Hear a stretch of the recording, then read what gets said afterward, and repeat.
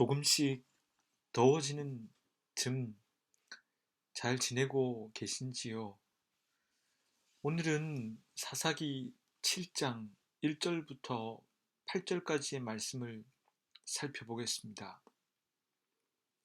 이스라엘은 이제 본격적으로 베두인 족속들과의 전쟁을 앞두고 있습니다. 오늘 우리가 살피게 될 이야기는 이스라엘의 입장에서 본다면, 그리고 기드온의 입장에서 본다면 혼란스러웠을 것입니다. 왜냐하면 사사기 8장 10절에 따른다면 이스라엘의 적국인 아말렉과 미디안의 총 군사 숫자가 13만 5천 명이었기 때문입니다. 이에 비해 이스라엘 군대의 숫자는 처음에 총 3만 2천 명이었습니다. 그런데 하나님께서는 이 적은 숫자를 더 적게 만드셔서 300명만 데리고 전쟁을 치르게 하셨습니다. 기드온과 이스라엘 입장에서는 매우 혼란스러웠을 것입니다. 분명히 하나님은 당신의 목적을 갖고 이렇게 행하셨을 것입니다.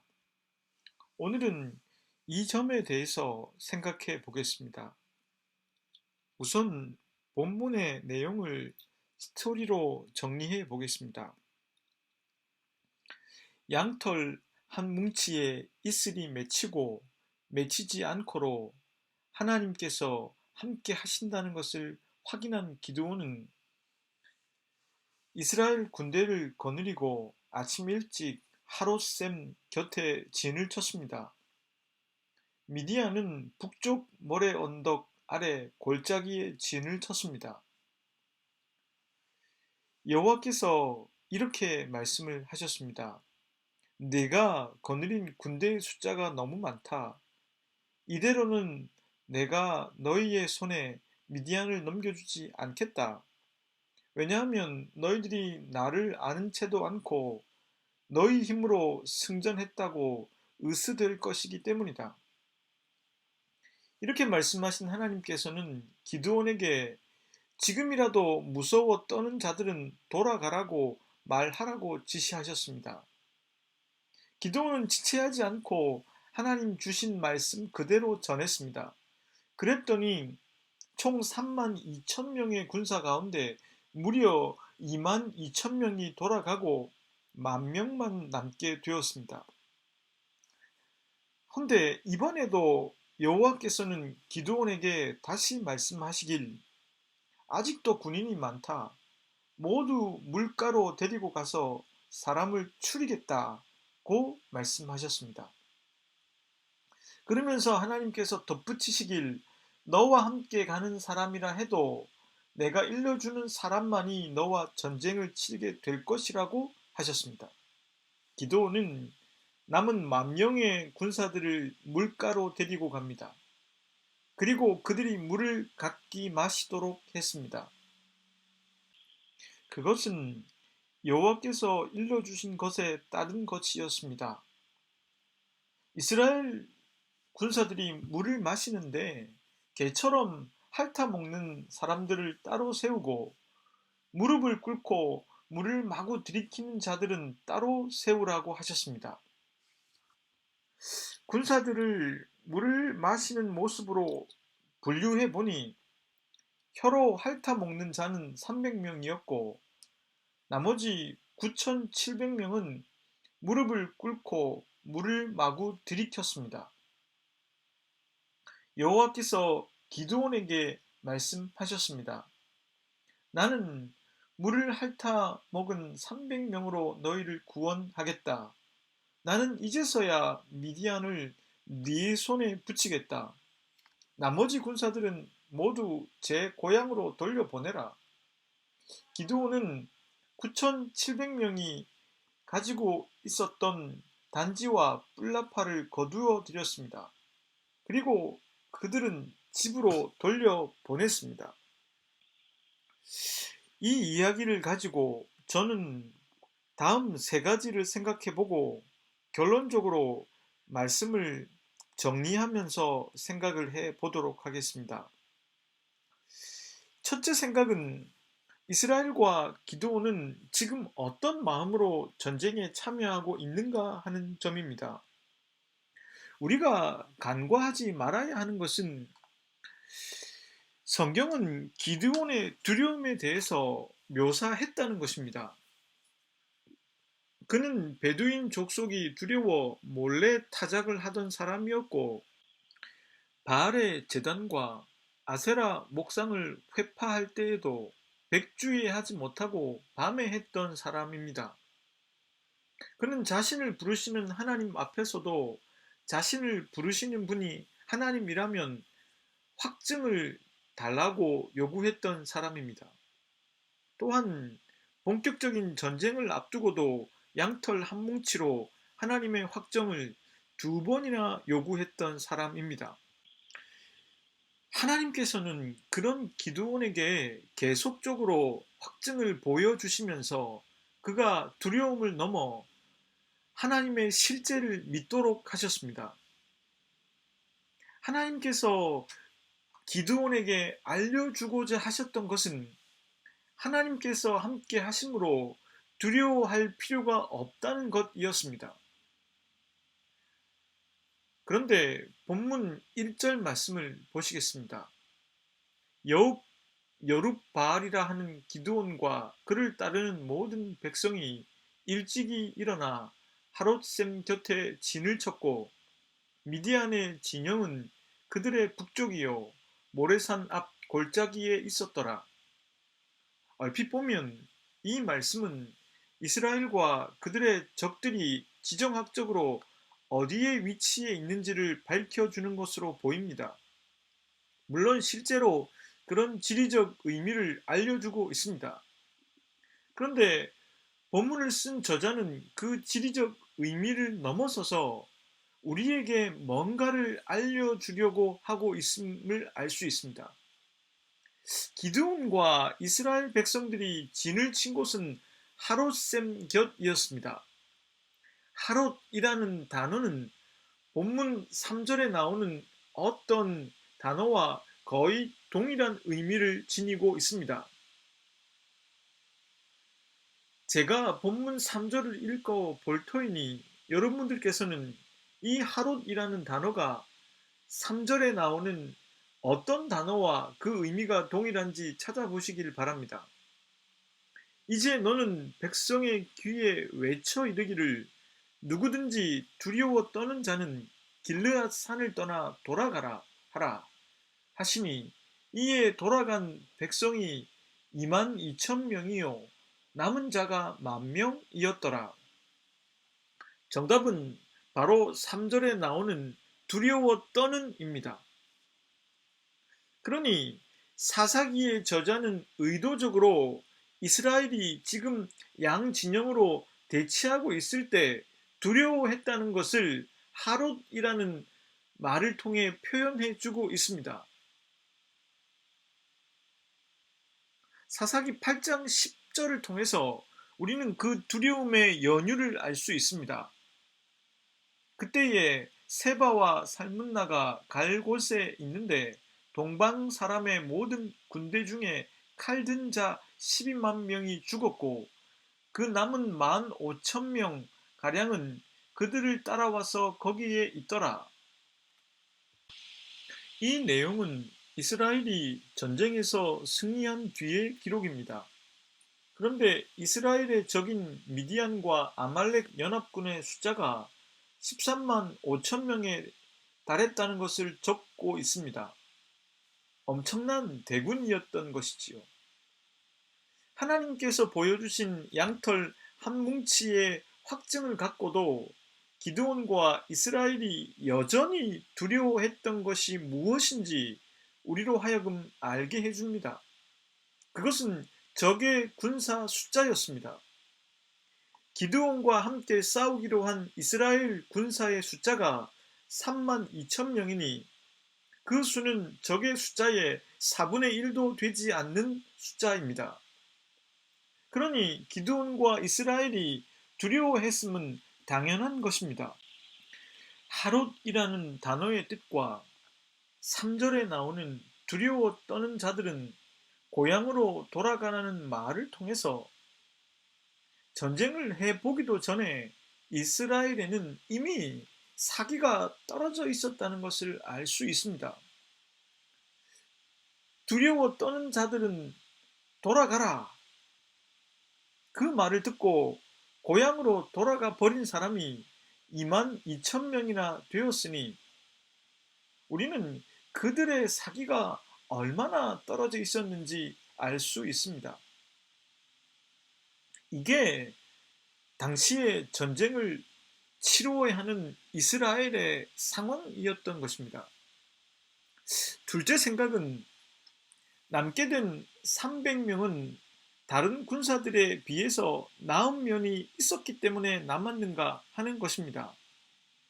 이 질문이 의미가 있다고 생각하는 것은 그것에 대한 대답을 찾는 것이 하나님의 의도를 파악해 들어가는 데 있어서 매우 중요한 선행 작업이 되어주기 때문입니다. 3만 2천 명의 군사를 300명으로 추리는 방법은 다음 두 가지를 사용했습니다. 첫째는 두려워 떠는 자들은 고향으로 돌아가라는 것입니다. 본문 3절 말씀입니다. 이제 너는 백성의 귀에 외쳐 이르기를 누구든지 두려워 떠는 자는 길르앗 산을 떠나 돌아가라 하라 하시니 이에 돌아간 백성이 2만 2천 명이요 남은 자가 10,000명이었더라. 이 방법은 하나님께서 일러주신 그대로 기드온이 외친 것이었습니다. 13만 5천 명의 적 앞에서 두려워 떠는 자들은 길르앗 산에서 떠나 고향으로 돌아가라고 한 것입니다. 이 말씀을 통해서 우리들은 당시 이스라엘 군사들의 3분의 2가 두려움에 떨고 있었음을 확인할 수 있습니다. 그만큼 두려움은 보편화되어 있었습니다. 그리고 신학자들은 기드온이 가지 않고 머물러 있었던 것에 주목해야 한다고 말합니다. 기드온의 입장에서 이 말씀을 생각해 보면 그도 적지 않게 혼란스럽고 당황했을 것입니다. 그도 겁이 없는 사람이 아닙니다.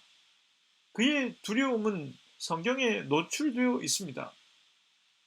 3만 2천 대 13만 5천은 겨우 겨뤄볼 수 있을까 싶을 정도의 전력 차이입니다.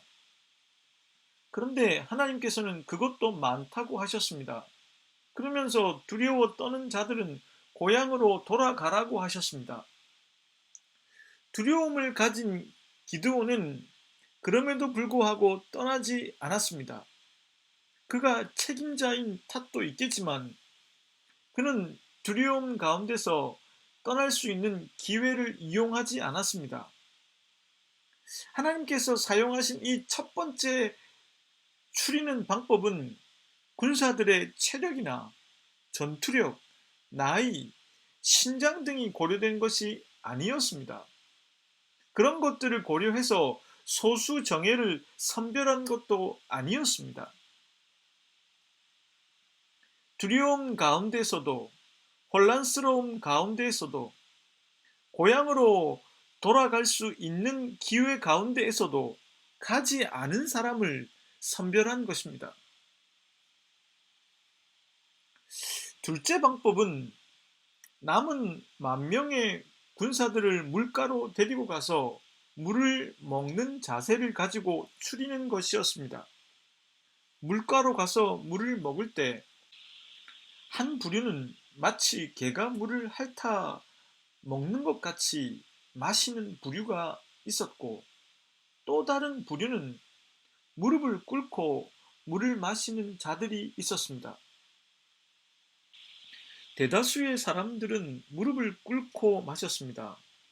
9,700명이었습니다.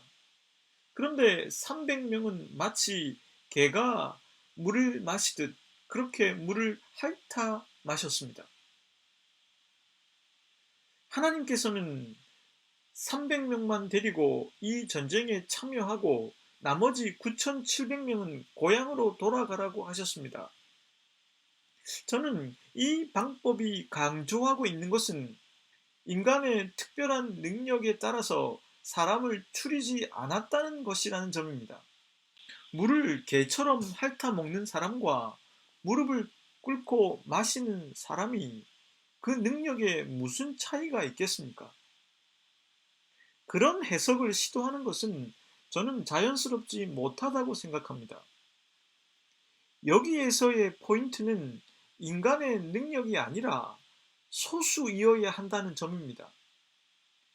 개처럼 물을 마신 사람이 소수였기 때문에 그들을 추렸다는 것입니다. 이것은 교회에서 많이 하는 가라사대 게임을 그 예로 들 수 있을 것입니다.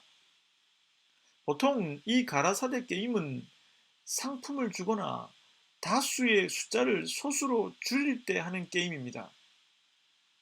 가라사대하고 뭔가를 지시하면 그 지시에 따라서 행동을 취해야 하고, 가라사대 하지 않고 뭔가를 지시하면 그 지시에 따르면 안 되는 게임입니다.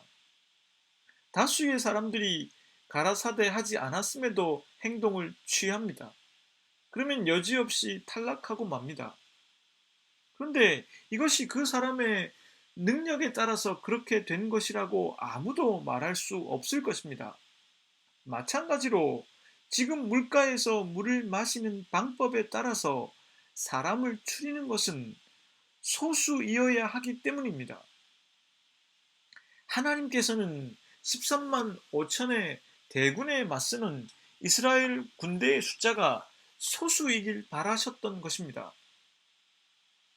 저는 여기 300명이라는 숫자에 너무 의미를 부여할 필요가 없다고 생각합니다. 그게 100명이든 50명이든 10명이든 그게 중요한 것이 아니라고 생각합니다. 그보다는 본문의 문맥을 파악해 보면 하나님은 이스라엘이 자신들의 힘으로 승리를 쟁취했다고 도저히 말할 수 없는 소수를 원하셨습니다. 셋째로 생각해 볼 것은 하나님께서 왜 이렇게 하셨을까 하는 것입니다. 이스라엘 진영에 있었던 것은 베두인족들에 대한 두려움이었습니다. 그것은 지난 7년 동안의 억눌림 때문이었을 것입니다. 그들은 겁쟁이가 되어버렸습니다. 전쟁에 있어서 중요한 것은 싸우고자 하는 결연한 의지인데 그들에게는 그것이 없었습니다. 저는 이스라엘이 전체를 보지 못하고 부분만을 확대해서 보고 있다는 생각을 하게 되었습니다. 그들은 지금 절대적인 전력 차이 가운데 전쟁을 해야 한다는 그 부분에 함몰되어져 있습니다. 3만 2천 대 13만 5천이라고 하는 전력 차이에 집중했습니다. 낙타를 타고 마치 기마병과 같이 빠르게 이동하는 베두인족에게 집중했습니다. 허나 그런 것들은 다 부분적인 것입니다. 그리고 찰나적인 것이라고도 할 수 있습니다. 이 전쟁이 결국 자신들과 함께 하시는 하나님을 떠나버려서 생긴 전쟁임을, 하나님께서 하라고 하신 전쟁임을, 그리고 하나님께서 기드온을 여룻바알로 만드시는 분이심을 생각하지 못하고 있는 것입니다. 기드온이 두려워 떠는 사람은 고향으로 돌아가는 말에도 돌아가지 않을 수 있었던 것은 자신의 이름을 사람들이 여룻바알로 불러주었기 때문이라 생각합니다. 7장 1절 말씀입니다. 여룻바알이라고 하는 기드온과 그를 따르는 모든 백성이 일찍이 일어나 하롯샘 곁에 진을 쳤고 미디안의 진영은 그들의 북쪽이요 모레산 앞 골짜기에 있었더라. 사사기의 저자는 의도적으로 여룻바알이라는 별칭을 사용하고 있습니다. 바알의 제단을 허물어 버린다고 해도 아무런 일이 일어나지 않았던 것을 강조하는 말입니다. 사실 그의 원래 이름은 기드온입니다. 그 이름의 뜻은 베는 자입니다. 기드온을 영어로 옮기면 해커입니다. 기드온이라는 단어에 쓰인 어근을 분석해 보면 이것은 주로 우상이나 산당을 베는 모습을 표현할 때 사용되었습니다. 그는 그 이름의 뜻대로 바알의 제단과 아세라 목상을 파괴했습니다. 그러나 기드온은 자신의 이름대로 살아가진 못했습니다. 그는 두려움을 갖고 있었습니다. 그런 그가 고향으로 돌아갈 수 있는 기회에 고향으로 돌아가 버리지 않을 수 있었던 것은 저자가 표현하고 있는 것처럼 그가 여룻바알로 불렸기 때문입니다. 아니, 하나님의 힘이 바알보다 훨씬 세다는 것을 그가 경험했기 때문입니다. 기드온은 겁장이었지만 조금씩 하나님이 그와 함께 하고 계시다는 것을 믿어가고 있습니다. 그는 일부분만이 아니라 자신에게 행하셨던 하나님의 일을 보고 있습니다. 하나님께서는 이렇게 우리가 일부분에 함몰되어 하나님을 보지 못하는 사람이 되지 않길 바라십니다. 소설을 읽다 보면 소설에는 기승전결이 있습니다. 주인공이 수모와 고난을 겪는 것을 보면서 우리들은 해피엔딩을 기대합니다. 그의 선함을 알기에 그가 누명을 벗길 바랍니다. 그런데 만약 그 사람이 겪는 고난의 장면, 누명을 쓴 장면만을 본다면 어떻게 되겠습니까? 제가 말씀을 준비할 때 가끔 겪는 증세인데 본문에만 빠져서 계속 반복하다 보면 새로운 깨달음은 밀려오지 않을 때가 있습니다. 그 부분에 함몰되어 다른 것을 보지 못하는 상태가 되어버린 것입니다. 이럴 때가 오면 저는 다른 것을 합니다. 전혀 관계없는 가벼운 책을 읽거나 나가서 걷거나 자연을 보거나 영감을 줄 만한 영화를 봅니다. 이렇게 시선을 돌리면 풀리지 않던 본문의 의미가 자연스럽게 제게 올 때가 있습니다. 미로와 같은 숲에서 나무만 보고 있다면 결코 출구를 찾을 수가 없을 것입니다. 허나 숲 전체를 보고 자신이 어디쯤에 있는지 보게 된다면 출구가 보일 것입니다. 만약에 드론이라도 뛰어 하늘에서 숲 전체를 조망할 수 있다면 얼마나 좋겠습니까? 그래서 우리들은 하늘을 올려다볼 필요가 있는 것입니다. 하나님께서는 저와 여러분들의 인생 전체를 보시는 분이십니다. 그래서 가장 좋은 길로 우리를 인도하시는 분이십니다. 그러하기 때문에 혹시 부분적으로 갈등과 고난이 있다 해도 하나님을 믿는 사람은 그 갈등과 고난이라고 하는 일부분에 집중하는 게 아니라 전체를 보려고 노력하게 됩니다. 이것은 어떤 단체나 조직 그리고 교회도 어떤 특정한 사람에게 의존해서는 안 된다는 것과도 그 뜻이 통할 수 있습니다. 탁월한 한 사람이 하면 잠시는 좋을지 모릅니다. 사람들은 어떤 탁월한 영웅을 만들어 대리만족을 할 것입니다. 그리고 그를 높일 것입니다. 그러나 그 사람은 그 탁월함 때문에 곧 교만하게 될 것이고 그를 추정했던 그 조직마저도 처음에 목적과 순수함을 상실하게 되고 말 것입니다. 뛰어난 지도자 역시도 일부분이라고 하는 것을 잊지 말아야 한다는 것입니다. 그러니 교회는 하나님의 은혜가 있어야 합니다. 하나님의 은혜가 교회를 이끌어 나가야 합니다. 그래야 사람들은 부분에 함몰되지 않고 전체를 볼 수가 있고 하나님이 함께하고 계시다는 것을 느낄 수가 있습니다. 하나님께서는 일부분에 집중하느라 전체를 통합적으로 보지 못하는 이스라엘 백성과 기드온에게 전체를 보도록 하셨습니다. 그리고 기드온이라고 하는 지도자 한 사람이 하는 일이 아니라 분명히 하나님께서 이끌고 계시다는 것을 알도록 하셨습니다. 우리가 지나치게 부분에 집중하면 두려움이 생길 수 있습니다. 그리고 전체가 아니라 한 사람에게 집중되면 전체를 보시는 하나님의 일이 작아질 수 있습니다. 하나님께서는 이 말씀을 듣고 계신 당신도 부분이 아니라 하나님 하고 계신 전체적인 것들을 생각해 보도록 하십니다. 지금 당신이 씨름하고 있는 문제의 해답은 전체를 보시는 하나님 안에서 찾을 수가 있습니다. 나무만 보면 길이 보이지 않을 수가 있습니다. 숲을 보면 미로 속에서도 길이 보이게 됩니다.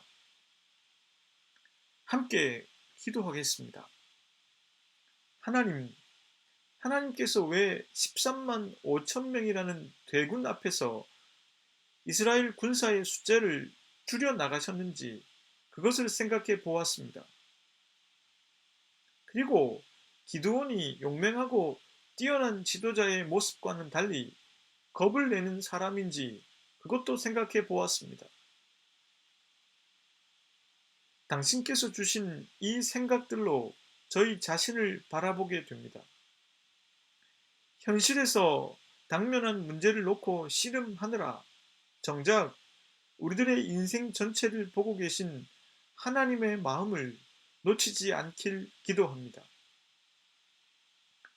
오늘도 부분에 함몰되지 않고 하나님 주신 시선으로 전체를 보고 저희 자신에게 주어진 삶을 걸어가게 해 주십시오. 예수 그리스도의 이름으로 기도드립니다. 아멘.